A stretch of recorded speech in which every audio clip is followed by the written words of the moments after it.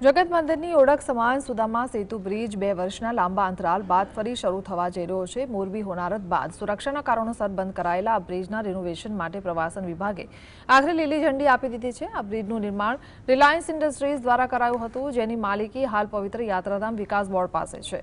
મહત્વની વાત એ છે કે હવે આ બ્રિજને જર્મન ટેકનોલોજી અને મજબૂત સ્ટીલ સ્ટ્રક્ચર સાથે નવો અવતાર આપવામાં આવશે।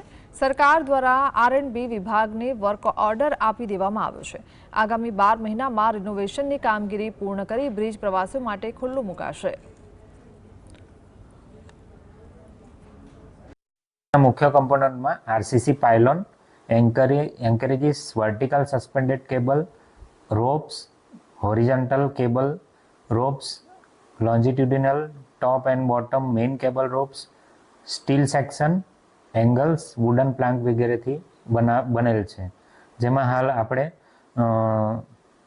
જર્મન ટેકનોલોજીથી કેબલ સ્ટ્રેન્થનિંગની અને MS ની જગ્યાએ સ્ટેનલેસ સ્ટીલનું મટીરિયલ લઈ અને કામગીરી કરવામાં આવશે।